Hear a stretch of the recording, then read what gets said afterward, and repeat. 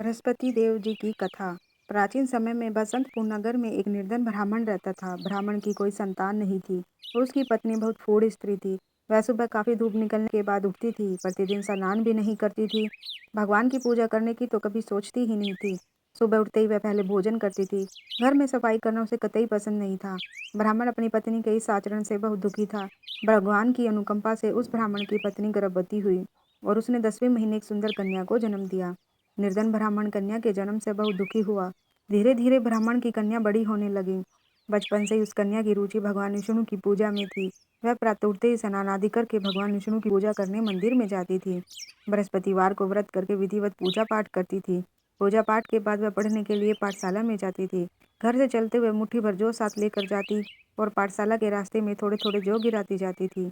जब वह पाठशाला से घर लौटती तो जौ के वह दाने सोने में बदले हुए मिलते थे। लड़की सभी सोने के दाने बीन लाती थी।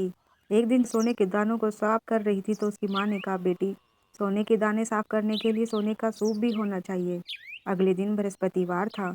उसने बृहस्पति देव की पूजा करते हुए प्रार्थना की, हे भगवान, यदि मैंने आपका व्रत विधिवत किया तो मुझे सोने का सूप दे दो। बृहस्पति देव ने उसकी मनोकामना पूर्ण करने का वचन दिया। पाठशाला से लौटते समय उसे रास्ते में सोने का सूप पड़ा हुआ मिला।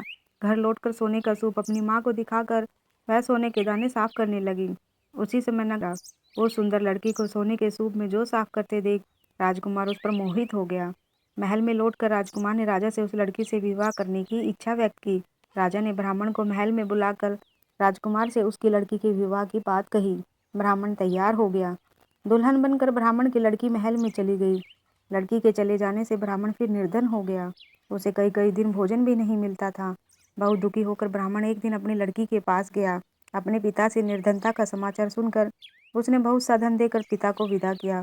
उस धन से ब्राह्मण के कुछ दिन तो आराम से कट गए, लेकिन जल्दी ही फिर भूखे मरने की हालत हो गई। ब्राह्मण अपनी लड़की से धन लेने के लिए फिर महल में पहुंचा। लड़की ने पिता की बुरी हालत देखकर कहा, पिताजी, आखिर आप कब तक मुझसे धन लेकर जीवन यापन करेंगे? आप कोई ऐसा उपाय क्यों नहीं करते जिससे आपका घर धन संपत्ति से भर जाए? ब्राह्मण ने कहा, मैंने तेरी माँ को बहुत समझाया, पर उसकी समझ में कुछ नहीं आता। तब कुछ सोचकर लड़की ने पिता से कहा, पिताजी, आप कुछ दिनों के लिए माँ को मेरे पास छोड़ जाओ। ब्राह्मण अपनी पत्नी को लड़की के पास महल में छोड़ आया। लड़की ने अपनी माँ से कहा, माँ, तुम कल प्रातः उठकर स्नान आदि करके बृहस्पति देव भगवान विष्णु की पूजा अवश्य करना। पूजा करने से तुम्हारी दरिद्रता अवश्य दूर हो जाएगी। लेकिन उसकी माँ ने उसकी कोई बात नहीं मानी। तब क्रोधित होकर लड़की ने अपनी माँ को एक कक्ष में बंद कर दिया। सूर्योदय के समय माँ को उठाकर जबरदस्ती उसे स्नान कराया। फिर मंदिर में ले जाकर बृहस्पति देव की पूजा कराई। कुछ दिनों तक ऐसा करने से माँ की बुद्धि में परिवर्तन हुआ और वह बृहस्पतिवार का व्रत रखने लगी। उसके व्रत रखने से ब्राह्मण के घर में भगवान विष्णु की अनुकंपा से धन की वर्षा होने लगी। दोनों पति पत्नी धन संपत्ति पाकर आनंद पूर्वक जीवन यापन करते विष्णु धाम को चले गए। हे बृहस्पति देव भगवान जी, जिस प्रकार आपने उस ब्राह्मण और उसकी पत्नी पर कृपा दृष्टि बनाई, वैसे ही अपने सभी भक्तों पर कृपा दृष्टि बनाए रखना। जय बृहस्पति देव की।